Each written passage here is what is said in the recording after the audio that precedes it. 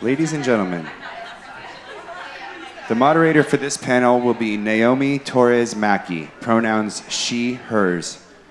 Naomi Torres-Mackie, EDM, PhD, is a Brooklyn-based psychologist who focuses on the integration of wellness into everyday life.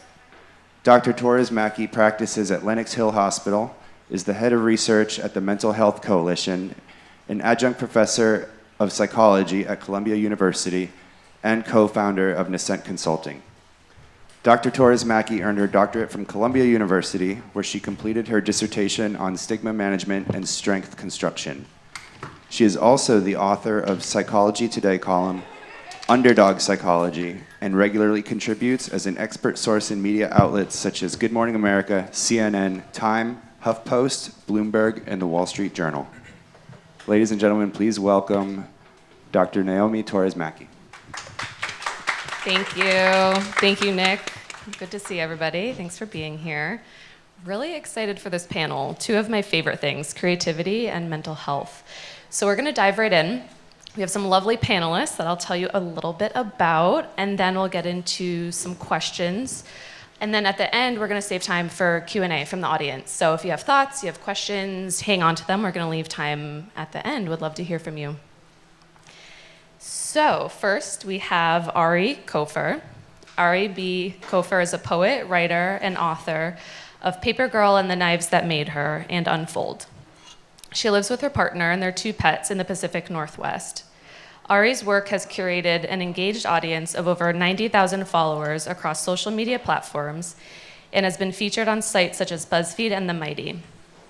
Ari is an avid mental health advocate through her work as an ambassador for the Society of Valued Minds and by continuing to write on topics like depression, trauma, and recovery. Welcome, Ari. Thanks for being here. Thank you. And then we have Gwyn Krueger. Gwyn is the VP of Experience and Operations at MeetUp, a community building platform that combats loneliness by facilitating genuine human connections through shared interests and helping people build genuine bonds through friendship. Drawing from personal experience, Gwyn is familiar with the profound impact of collaborating with friends and family through music as a means of fostering mental health and well-being and the transformative power of creativity. Welcome, Gwyn. Thank you for being here. And then we have Nathan Dufour. Nathan is a rapper, writer, and video artist whose work explores philosophy, ecology, and mental health. He is known for Nathanology, his YouTube and TikTok channels, as well as his publications in BBC Future and his live performances at Brooklyn's House of Yes. He holds a PhD in classics from the CUNY Graduate Center with a dissertation on Platonism and process philosophy. His mission is to liberate education from institutional constraints by exploring pivotal ideas through art and song. Thanks for being here, Nathan. So, first and foremost, I think we should set the stage. So, creative expression, mental health, these things overlap a lot. You heard before, I'm a clinical psychologist, so I see this in my research and my work with clients all the time, just the importance of creativity. So I'm coming at this from a clinical headspace, and I really appreciate all of you. I know that you come from this from a very creative headspace and various backgrounds and professions with a common thread of creativity. So before we get into anything else, let's first set the scene in terms of what is creative expression for each of you, because it can look different depending on who you are. So I'd love to hear from you all. What does creative expression mean, and what does it look like for you? So let's start with Ari. Yeah, I can get us started. So I feel like I'm going to take a really writer approach to this and kind of define expression. And to me, and I think to the dictionary as well, expression is like making thoughts known in a lot of ways. And for me, a lot of like comfortability within making my thoughts known is where the creativity lies. And I think it's really important, especially in my writing, which is my form of creative self-expression, that I'm able to acknowledge those thoughts, those feelings, whatever it may be, and through a lens of comfort. And that's when I know that I'm being the most creative that I can be, because elsewise, if it feels uncomfortable, it doesn't really feel creative in my body. So yeah, I think creative self-expression for me comes through my writing, but it has to feel comfortable, and it has to also acknowledge those thoughts and feelings that I'm having that are coming out through the creativity. Love it. So interesting, the piece about comfort and discomfort, and yeah, so interesting. What about you, Gwyn? Yeah, so I think my relationship with creative expression is really around sort of an experience of channeling, like channeling a certain energy through whatever medium is accessible, whether it's music, creating music, drawing, any sort of, writing, and really just sort of being in a state where it's not necessarily, for me, it's like a flow state of channeling a certain element or idea or feeling and emotion. And so it's really almost nonverbal. It's just sort of an experience. Awesome, thanks. Nathan, how about you? It's a very broad question. Doesn't mean it's a bad question. It's a good question. But the way I feel impelled to answer it is along these lines. An artist is a very specific thing. People can be creative in many ways. We do many kinds of making. But an artist is a very particular thing because it's different than just being somebody who makes stuff in general. Like an artisan makes things, or like, we have a lot of content in our world, but an artist is doing something very specific, something a little bit beyond that. It's not the same as like being able to put colors together well to make a poster to convince you to go to something, or writing good copy to make you to want to attend an event or to turn you to a certain purpose. It's a weird act that through some sort of medium awakens you to the strangeness of the fact that we're here. Because it's weird that we're here. It's weird to exist. It's weird to experience being a human being. This is why mental health is such an endlessly fascinating topic, because it's the space in which we confront that strangeness. And an artist is operating precisely in that space to get you to awaken to, like, what is this weird mystery? And so it's very akin to like what a philosopher does, what a shaman does. The channeling sort of aspect of what you're talking about, I think, is related to that. And so that's what it is to me. It's to do that strange job, through whatever means, Does that make sense? Totally. And actually, on that note, mental health, how do you see creative expression as being tied to mental health, for better or for worse for you? And how do you make sure that, the overlap for you of creativity and mental health is being expressed kind of for the betterment of your well-being? Yeah, I would almost say, we talked about this a little bit when we had that, when we met each other, and I might have answered this differently not so long ago, but my feelings have been changing about it. I'm not sure if my job as an artist or my role as an artist is good for my mental health. It depends on how we define mental health. I'm increasingly convinced, and maybe I've been sort of radicalizing with just like what I've been putting into my own head, but that my mental health often suffers because the world that I'm in is not as it should be, or not as it could be. Like, we have many things that we're constantly bombarded with the notion that, like, millions, maybe even billions of people could perish as a result of ecological crisis that's on our horizon in the next 50 years. Like, that's insanity. That's insanity. Like, that's an illness in society, or that's a problem. And so if I, as a human being, am feeling well while I hold that knowledge, there's something wrong with me. Really, the saner thing, is the more rational thing, is to be quite alarmed about that.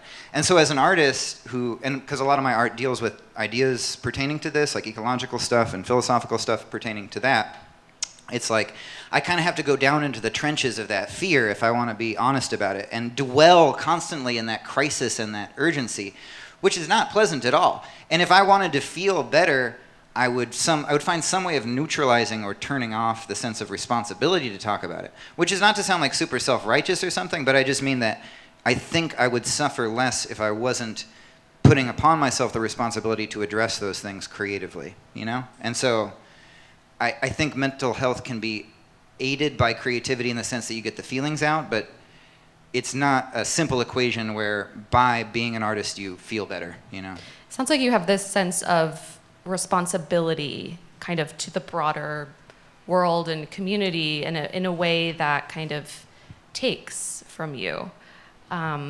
Is there anything kind of within your work or creative space that gives to you as well?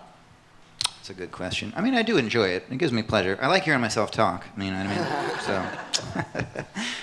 So, yeah, I guess it's like a feedback loop. You know what I mean? It's you, by engaging in the act, when you feel called to do something and then you do it, you get to enjoy having purpose. You know, if everything is on, I don't know. I don't know how you all felt like during the pandemic.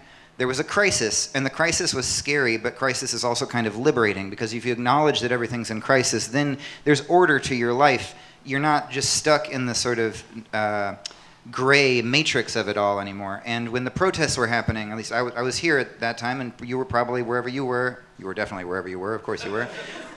Maybe you participated. To have a sense of purpose, it's liberating. And so there is a joy that comes with it, but it's at the contact point, the friction point between that feeling of urgency and the reality around you that is not necessarily trying to address that. That's where it starts to feel painful, and where it almost takes the aspect of a mental disorder rather than a liberating thing. Yeah, and I can appreciate the importance of context and what's going on in the world, and the world is absolutely hurting right now and has been for a very long time. Of course, that impacts us on an individual basis as well. Ari, Gwyn, how about you in this kind of tie of mental health, creative expression? How do you make sure it impacts you for the better? Or maybe you don't? Yeah, I think for me it's about intentionality. Especially being a career writer, I am constantly having to create content, create poetry, whatever it may be. And so I'm always kind of having to push through that creativity block, even when it doesn't feel good.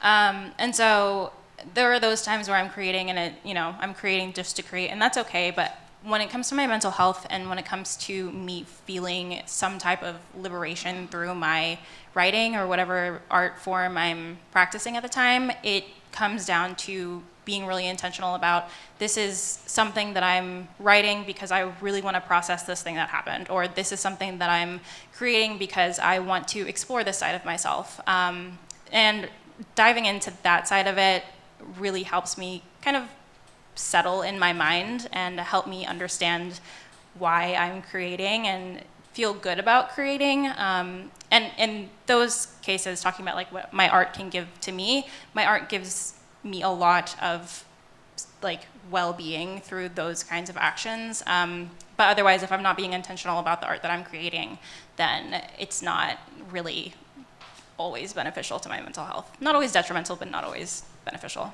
Yeah, that's such a good point about intentionality. I'm going to hang on to that. I appreciate that a lot, yeah. Yeah, I feel fortunate to not be an artist by trade, hearing what you talk about it. So I've been able to look at art as it's a therapeutic means for me to sort of, I can do it just as a hobby. And so there's no pressure. I don't have to convey solutions or articulate anything beyond what I sit down to sort of express, and so it's really helped me work out. I came to I started a sobriety journey about 10 years ago, where for a long time I shared this when we got together before the panel, where I looked at art as this dark sort of tortured exercise where I had to be Bukowski drunk or something to be able to make a good poem. And I really couldn't access that creative energy for a long time in sobriety. And then after kind of adjusting my lifestyle and things changed for me and things started to open up, it became really the most profound way for me to connect spiritually with myself and with whatever energy, the universe, higher power, whatever. And to this day, I think it is probably the most accessible means that I have. For me, it's music, to just sit and create music and really feel that connection. And so, that's really, and I think just to add on to the intentionality and the idea of being an artist and having that pressure, this is where I think having communities of spaces where artists can connect, or people can, as hobbyists, create art or create community around their art, is really important, because it's it kind of takes the pressure off. It's it just becomes about the activity, which I think is really healing. Absolutely, yeah. I mean, if your profession, your livelihood is based on creativity, I can imagine the pressure that goes along with that can really be kind of depleting of the joy of the craft.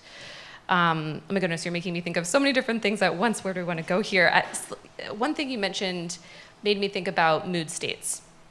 And we've kind of touched on kind of creativity during dark times, and I can imagine creativity during lighter times in life would feel very different.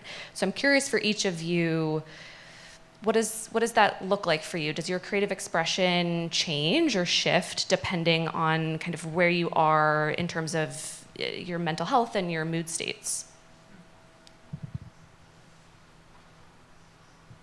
Yes. Thought so. So for me, it's really hard to write about joy, being very, very sad most of my life. Like, it's not normal, but it's comfortable for me to lean into the more dark and depressing aspects of my mind. And it's a safe place for me to process those things too. And whenever I'm feeling joyful, it almost feels like if I am to process my joy in the same way I process my sadness, it's going to disappear in the same way, or be less tangible in a lot of ways. And so, I don't know, I think that whenever I am trying to write about joy, again, going back to intentionality, I have to be really like, okay, I'm going to sit down and I'm going to write a happy poem because I've written too many sad things today and I need to do something that feels better. And just like with affirmations or whatever practice that people use to like bring joy into their lives, I think that sometimes having a practice in your art that feels almost like an affirmation sometimes is necessary to keep that alive in you, especially in your art too, because it's really easy, especially if you've dealt with depression or trauma, whatever it may be your whole life, to continually talk about the things that are hard. And it's very difficult to talk about the joy sometimes, which is sometimes where the really good things are. Might discover some things about yourself. I have. So yeah. Absolutely. I mean, as somebody who deals with words so often in my work, words are so limiting as well. As we're having this dialogue right now, there's a lot of thoughts and feelings that can't even be conveyed with words. So sometimes they fail us. And I see that in my clinical practice a lot, just the importance of nonverbal creativity, as you're touching on there. Being important as well. So anyway, what about you two? Different mood states impacting your creative outlets, mental health. Tell us. Yeah, I mean, I think that's the beauty of music for me. It's like I can go into a minor pentatonic key and like write a really dark song, or just like put on like some gnarly, trash pedal and just like jam out. Or like it's just there's so much to it's like a palette of colors for expression. But I think that's again like going back to this idea of just like doing it for myself. It doesn't matter, and it's cathartic, and it just helps me work this shit out, whatever I'm going through. If it is dark, and if I'm feeling happy, I can write a sappy song about how much I like love my kid, and it could be totally cheesy, but I don't really have to share it with anybody. Or I could, and maybe it's like, maybe he loves it, maybe my kid loves it. So it's like, I don't know, for me, it's like very free of the audience constraint. I don't care about it, and so it's all about just the therapy and the therapeutic catharsis. Yeah, what's for you versus what's for others. Yeah. It's super interesting, yeah. Yeah, along those lines, I think there's a lot of different kinds of creating, and I think earlier when I was making my remarks, I was thinking of creation in terms of where you're trying to make some finished product that it's like, here, I'm giving this to the world. This is meant to exist without me, which is a very passionate thing to do. Like, I don't know if this doesn't directly answer your question, but nor do I mean to overshare, but I started dating somebody recently, in the past few months, and I love her. She's amazing. And I have been making way less stuff. I've been living, you know what I mean? And I feel like I hadn't done it in a long time. Or I was even almost like, maybe as an adult, I've never just decided to love life. Because it's just, I would just want to hang out with her and we go eat Thai food and hang out and watch shows sometimes and things like that. And then usually all my happiness is like just in completing the next project, you know what I mean? So it's almost like a religious type of thing, which is, I'm a little bit in conflict about this right now, because it's like, can you both love life and love the thing that you're making? I mean, obviously you can to a certain degree, but can you serve two masters? One master being just pleasure and happiness, individual fulfillment, which is awesome, and you have a right to do that. But then in the sphere in which art and the artistic impulse connect to social and community responsibility, that's a different thing, you know? Like, we were watching a show the other day, and I was looking at all the stuff plugged in my basement and all the energy that it pulled, and like the plastic wrapper of like the chips we ate, whatever, and I was like, I see why we have destroyed and ravaged the world, is because this is fucking sick. This is amazing. You know what I mean? It was so enjoyable to just like binge watch this show, and I was like, it's kind of worth it to like just destroy every other organism on the planet for the sake of this, because it's awesome. But that's like one track, you know? But then it's a totally different track to be on, to be like exploring the mystery of being here and giving voice to those organisms that can't speak, and to give voice to the injustices in the world, and throttle yourself and others into being aware of it through making them feel and not just know about it as an abstract fact. And I literally have not reconciled them. I mean, she just went to Paris, so like hopefully I'm going to get some work done now that I'm going to be sad again. I'll let you know. You know. It's interesting you're talking about creative expression kind of less as bolstering mental health, which is, I think, how I came into the conversation as thinking about it. And maybe more a way of working through, and also in kind of giving to community, giving to others, the world. And Gwyn, you mentioned community, MeetUp, all based in community. Brings me to a question around community, creative expression. Curious your thoughts, Gwyn, and other panelists too, on this, in terms of how do you see creativity as it originates within a communal form, right, within community, as impacting mental health? Yeah, I mean, so MeetUp is by design a digital platform that was created to get people off of devices and to connect with each other, to really empower personal growth through human connection. And it came out of 9/11, the tragedy of 9/11. The founder basically looked around and saw how much community happened between people in his apartment building and in his neighborhood, that people who just ignored each other until tragedy occurred. And he's like, why does tragedy have to happen to bring people together? And that's really where, with MeetUp, there's thousands of groups and communities just for creative expression alone. And the Surgeon General, the U.S. Surgeon General, for the last I think it's 8 years, he's been going. Yeah, he wasn't the Surgeon General during Trump, but he was the Surgeon General with Obama and Biden, and he's been issuing a health warning around loneliness. And there's a real epidemic of loneliness happening. And just, I think last month he issued some guidelines around basically go out and connect with each other. People just need to go out and spend 30 minutes a week with another human being. Because our lives are just they're set up, I could go months we did it without really interacting with another human being. We had to do it, right? And so it's, there's a real darkness to this society. It's deeply sick and deeply hurting. And the community aspect is really healing. I love being able to go and connect with other people through, for me it's music, and just sit in our my little suburban New Jersey parent lifestyle, and just sit by a fireplace or fire pit and play music with folks and just have a sing along. It's amazing. It makes me feel so happy, Yeah, that connection to other people and a collective is so healing. I see this in psychology research, I see it in clinical practice, I run clinical groups, and just the capacity for thriving that exists within community and belonging. It feels good being here with everybody. It's a different feeling than, as you're saying, when you're on your own.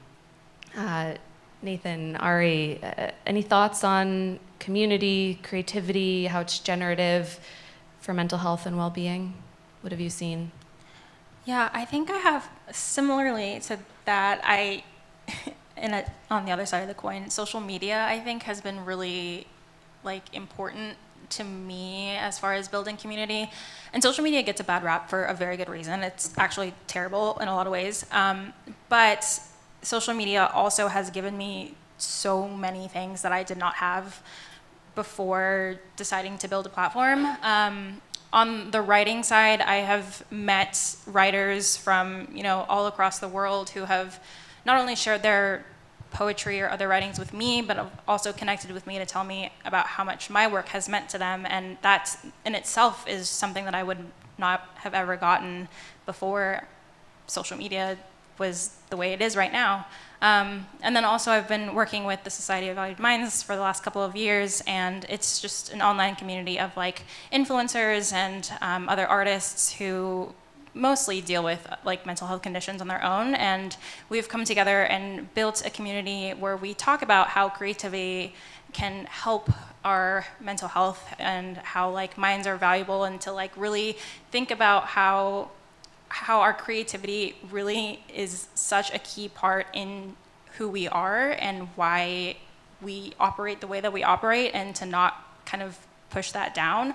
And what's really special about social media is that the reach that we have is greater than the reach that we would be able to have if we were doing it at a smaller community setting. And what's special about social media too is that we can take it offline, and I've had so many instances of people in the writing community or people that I've met through mental health advocacy that I have met in real life, which is also a whole experience in itself that feels really special and really unique, because we're able to get to know these people on a very intimate level before we even see their face in real life, which is kind of a mind fuck, for a better word. But it's, I think, really cool to see how online communities can really be something special, and hopefully turn into something that can last a really long time.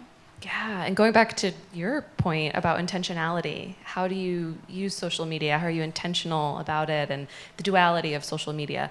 And I really appreciate the idea of, if you can use social media intentionally, just the beauty that can be created from it in community, in digital space. Yeah. Nathan, anything you wanted to add? Yeah, I think when I think about what the artist's role has to do with community and how that relates to mental health considerations, I think about it historically.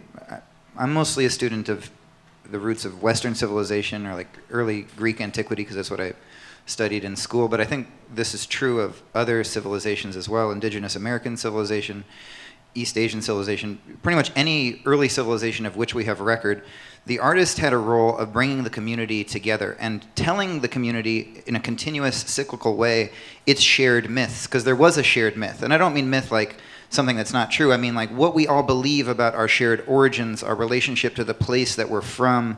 And that's what the artist sang about: the singer of songs, the bard, the West African griot, the rhapsode in ancient Greece, whatever, that figure of the singer or dancer or shaman figure who brought everybody together.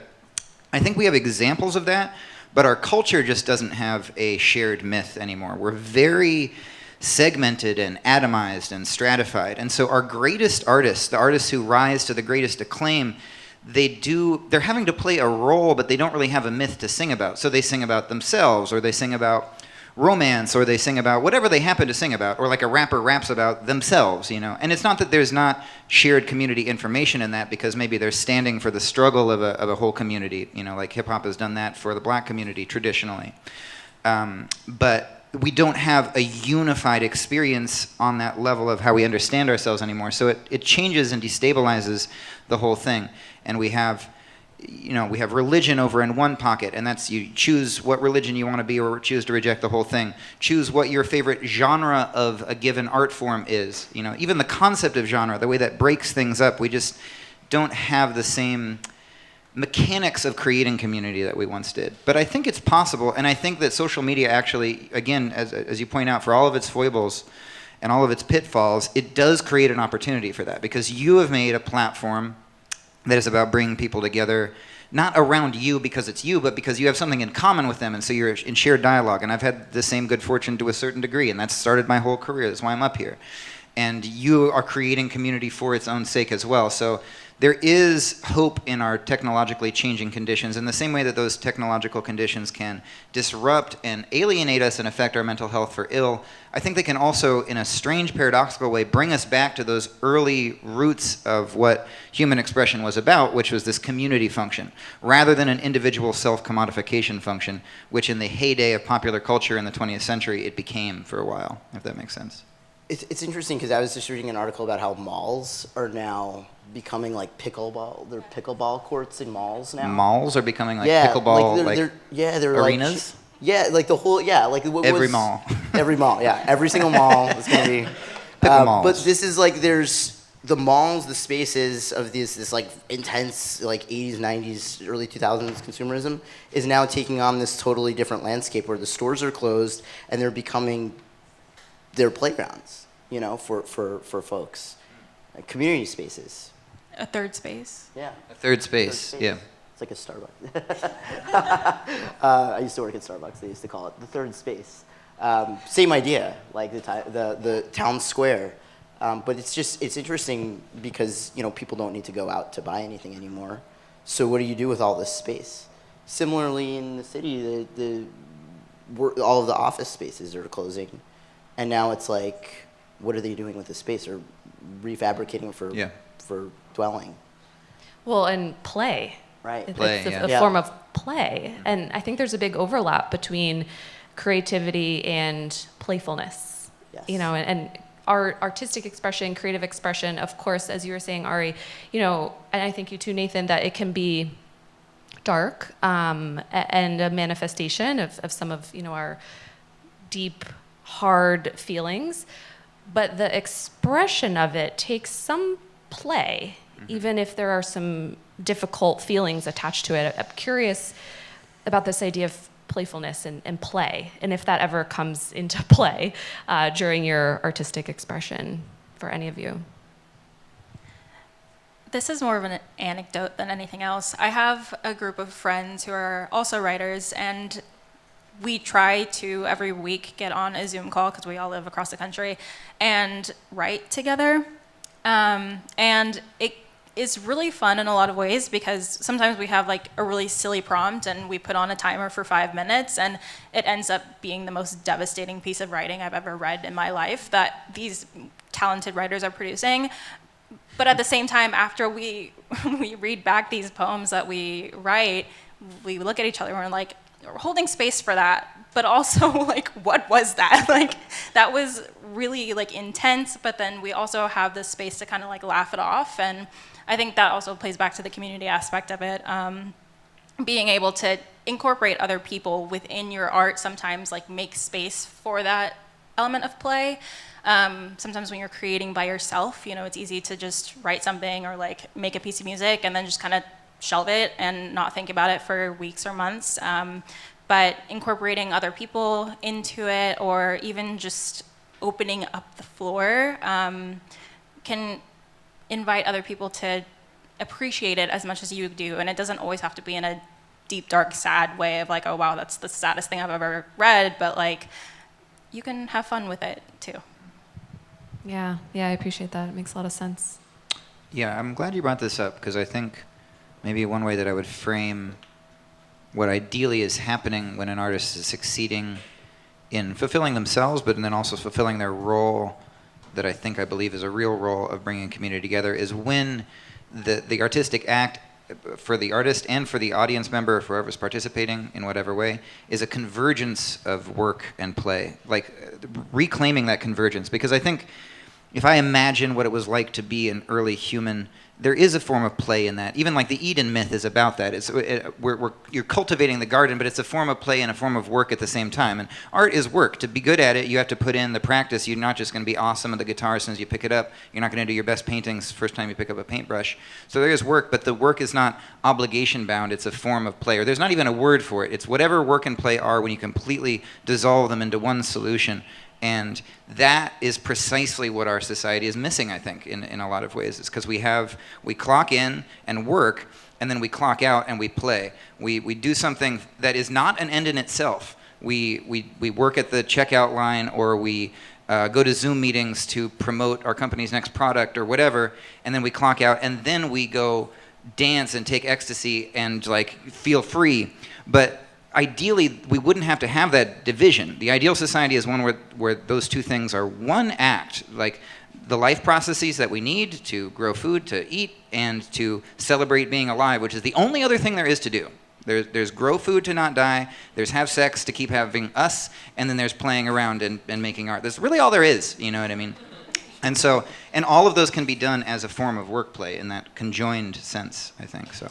Yeah, absolutely. I mean, you're making me think about a plant in soil that doesn't have the right nutrients. It'll be difficult to thrive. And, we're all existing in this society today where it's difficult to thrive. So, I'm thinking about creativity with a capital C. So when it's your profession, what about creativity with a lowercase c? Creativity that's just in daily life. That's more like me. I'm not a creative in my profession, but I love dance, I love poetry, I write. How I dress is a form of creativity for me. For our audience here, what thoughts do you have for incorporating creativity with a lowercase c into daily life to support mental well-being?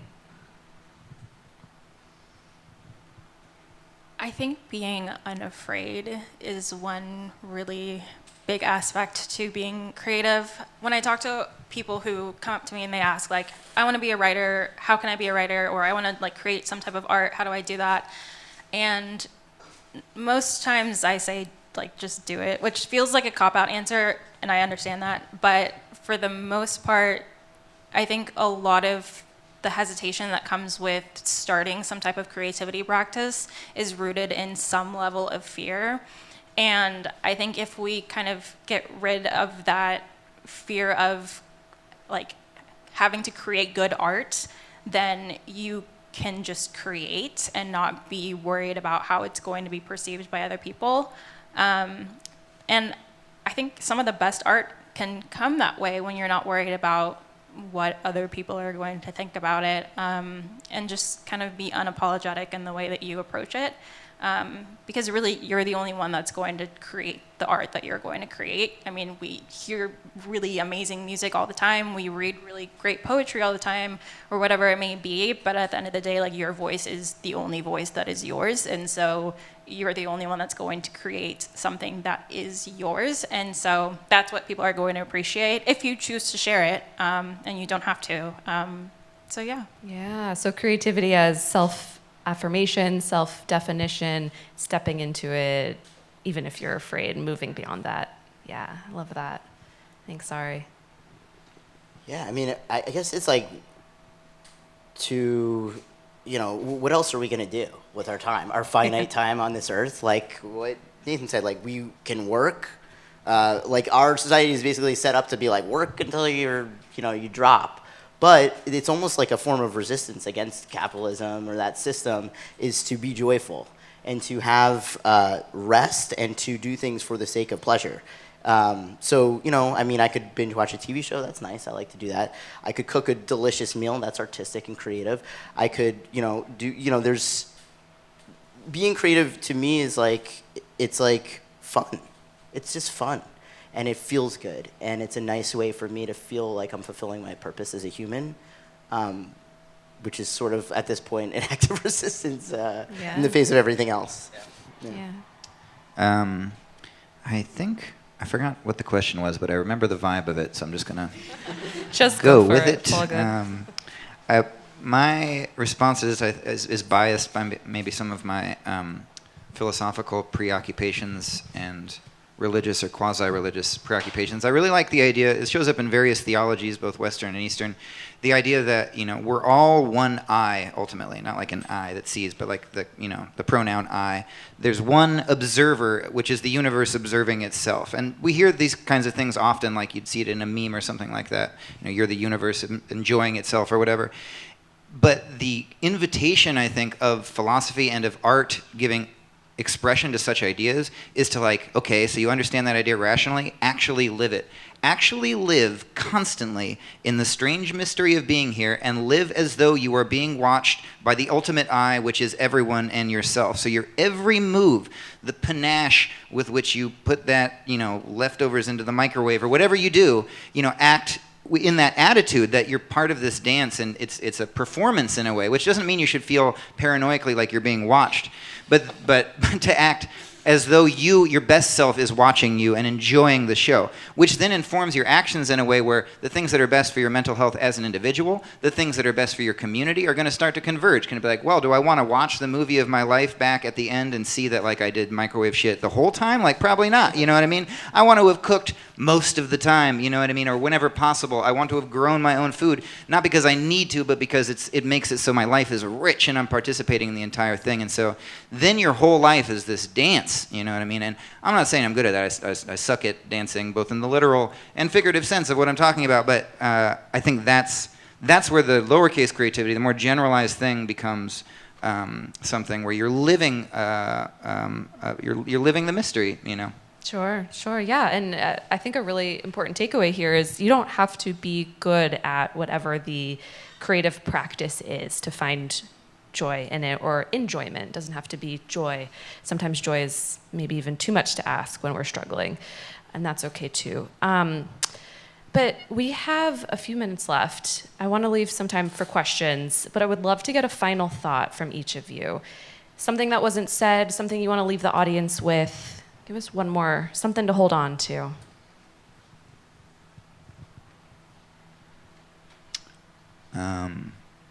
Maybe this. If you feel ill at ease or bad, just mentally off, maybe it's a good thing. Maybe it's a sign of something that you need to be aware of. And if some art makes you feel that, like it gives voice to that anguish or something, maybe don't even just leave it at catharsis. Because I think we commodify art and then we turn it into like a personal catharsis machine where like I got my anger out, I went to the show, I danced it out, I moshed, whatever. And then we leave that behind and move on. Like follow it down the endless rabbit hole to revolution. Just change your entire life. Use that little goad to be like, what is wrong here? Why is there this friction between how I feel and how the world operates? And then don't let it go.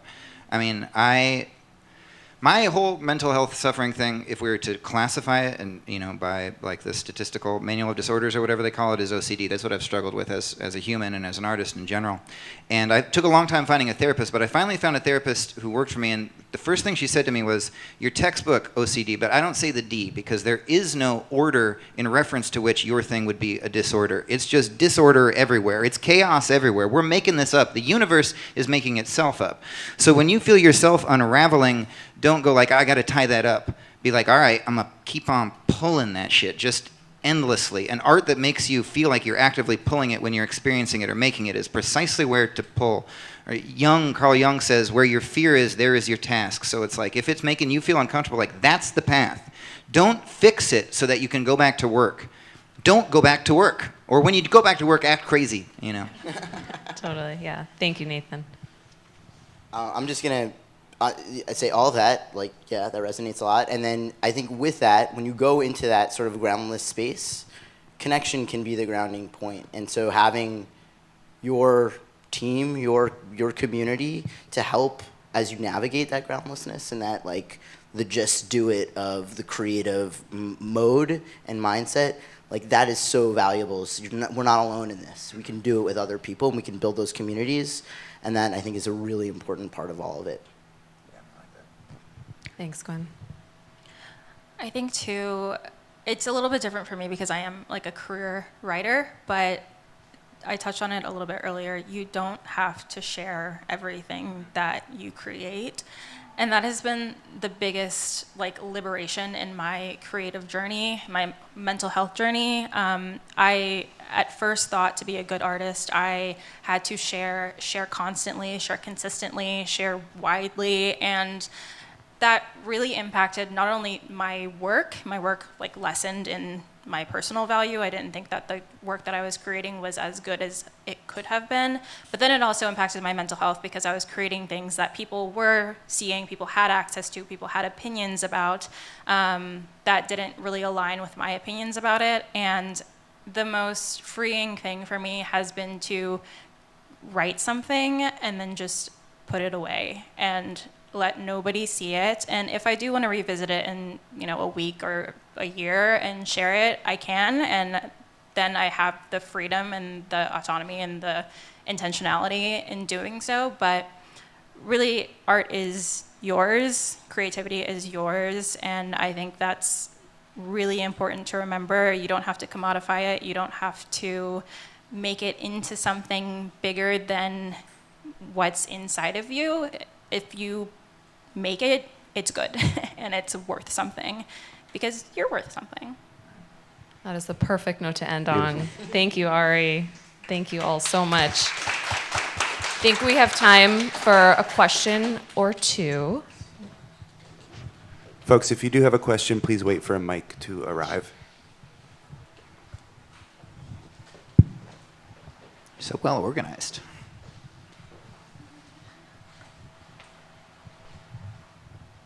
Guess we figured it all out. Yeah, we answered everything. Look at that. Any questions? Going once, going twice.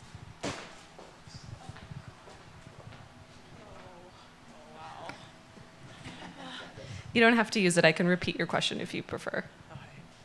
So many eyes on me. I think there's some parts of modern psychology. There's like Dr. Nicole LaPera that's about like self-healing.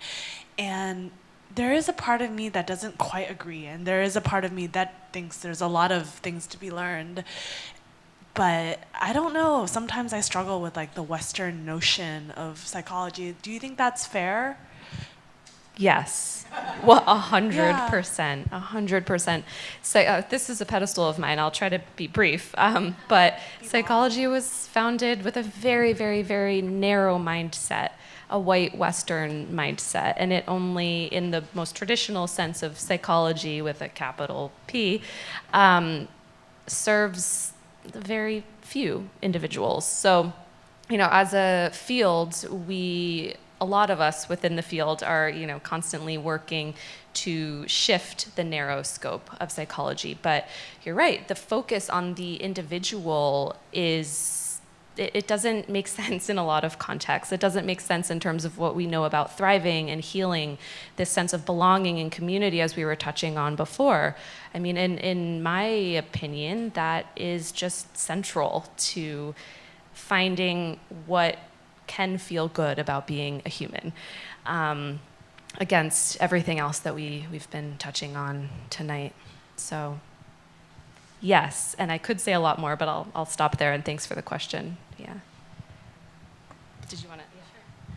To touch on that a little bit, also anecdotal, I have the most brilliant therapist in the world, I think. I am biased, but when it comes to a lot of things, like I am, medicated and all of that for a lot of things, but I was trying to figure out ways to be more in touch with my body, and in a lot of ways, like I don't feel like I'm in my body sometimes, and my therapist brought up this like really amazing thing of like, okay, well, when do you feel most connected to yourself? And I answered like, when I'm listening to music, when I'm at concerts, I feel like I'm in church. And then it went into more of like okay, well, generationally, like where are your roots? Like my roots, my family, most of my family is from the Caribbean. Music is really big and really like important to that side of my lineage. And it's just kind of like in my DNA to kind of express myself and feel my body the most whenever I'm in song.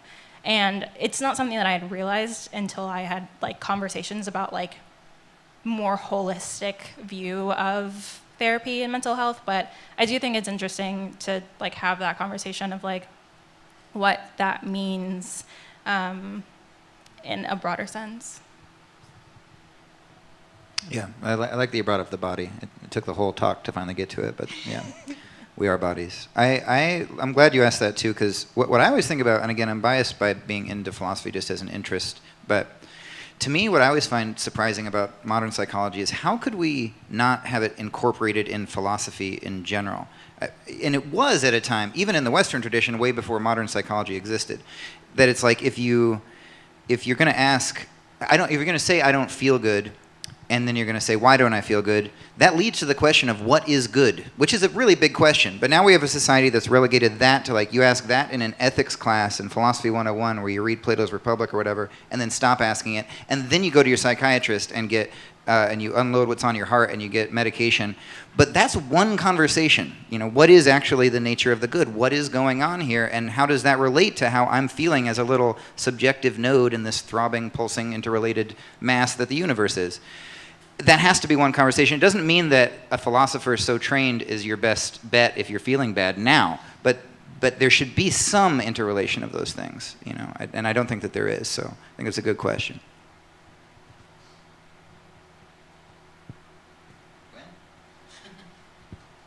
Yeah, I mean, I think you both touched on very different sort of sides, the spectrum of it.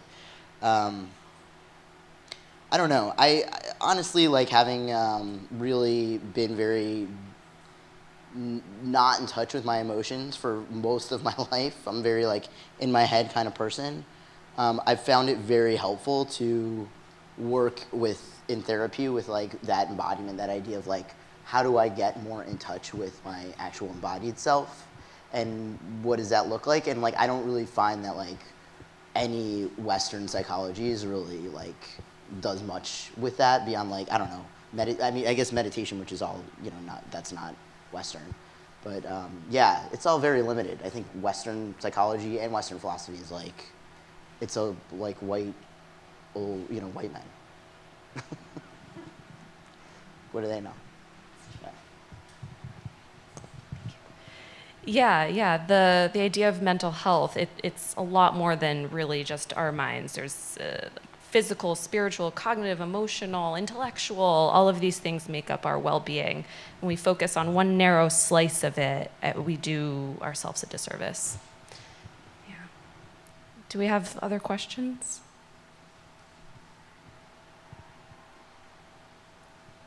We need a mic right there in the center. Sorry. Couldn't see you, but you're still special.